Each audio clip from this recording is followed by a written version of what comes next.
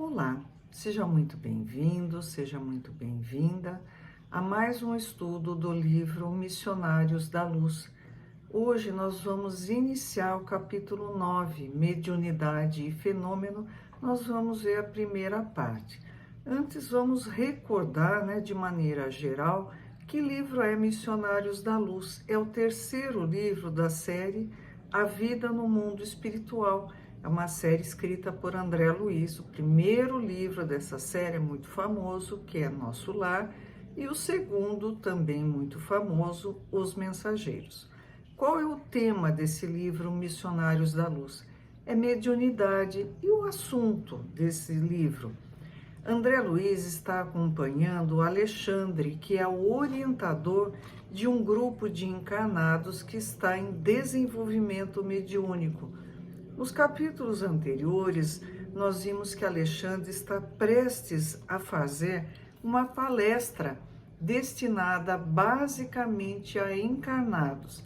É claro que essa palestra vai acontecer no plano espiritual e, se vai acontecer assim, vai acontecer à noite, durante o sono. Esses encarnados vão se dirigir até um local pré-estabelecido e vão participar dessa palestra dada por Alexandre. Então vamos para a primeira parte, mediunidade e fenômeno, do capítulo 9. Era considerável o número de amigos encarnados, provisoriamente libertos do corpo físico através do sono, que se congregavam no vasto salão.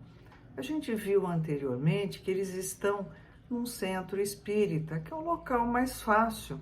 Eles já estavam familiarizados, então eles iam se dirigir àquele local durante o sono. Em primeiro lugar, junto da mesa diretora, onde Alexandre assumiu a chefia, instalaram-se os alunos diretos e permanentes do generoso e sábio instrutor. Distribuíam-se os demais em turmas sucessivas de segundo plano. Então, naquela mesa onde estava Alexandre, os alunos diretamente ligados a ele, que estavam sob a tutela de Alexandre, estavam sentados. Calculei a assistência de companheiros nessas condições, de encarnados, em pouco mais de 100 pessoas aproximadamente, exceção dos desencarnados que acorriam até ali em mais vasta expressão.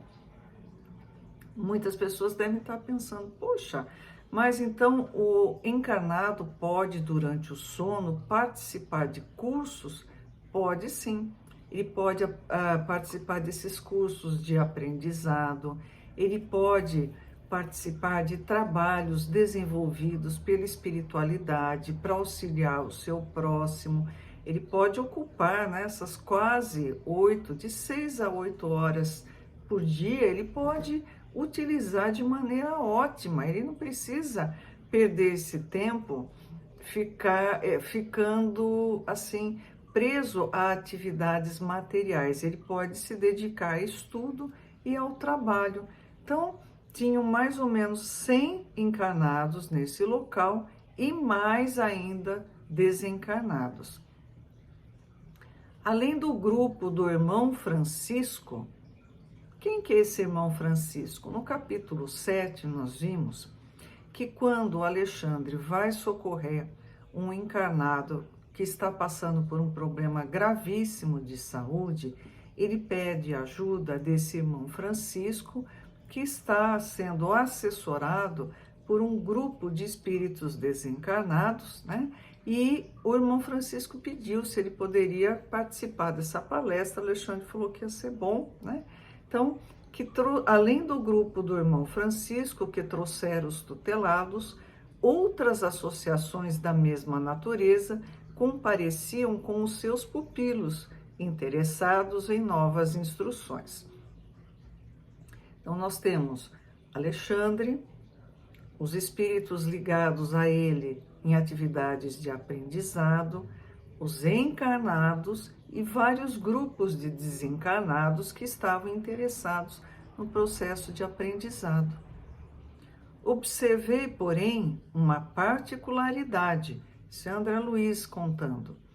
Somente os aprendizes comprometidos com Alexandre podiam relacionar suas dúvidas, pedidos e indagações, não em sentido verbal, mas através de consultas que eram previamente transmitidas a ele antes de iniciar a dissertação.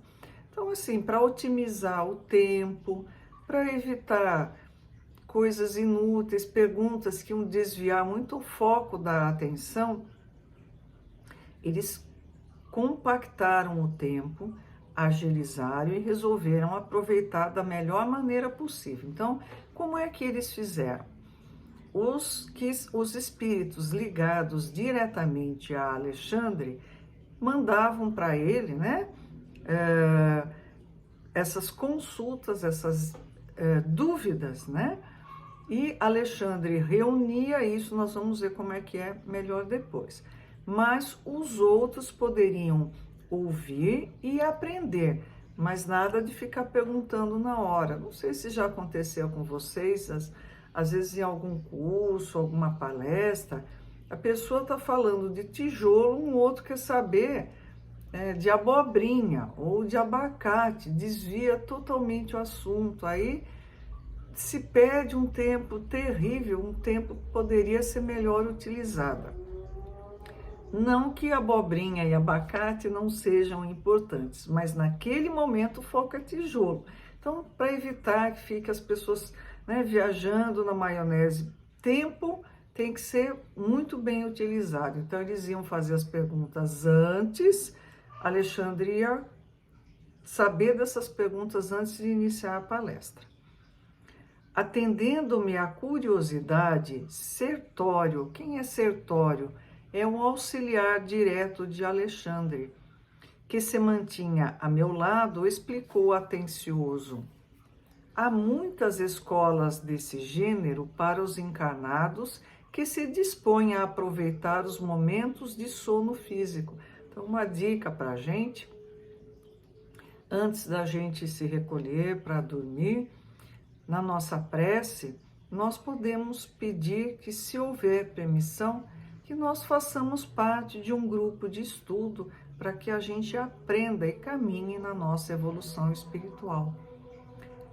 É natural que aos discípulos permanentes desse ou daquele setor caiba o direito de interrogar. Então não é assim, chegou lá, eu queria saber. Não, tem que ter ordem, disciplina para otimizar o tempo e ter um aprendizado interessante. Então, os que estão ligados a Alexandre fazem as perguntas, os demais escutam.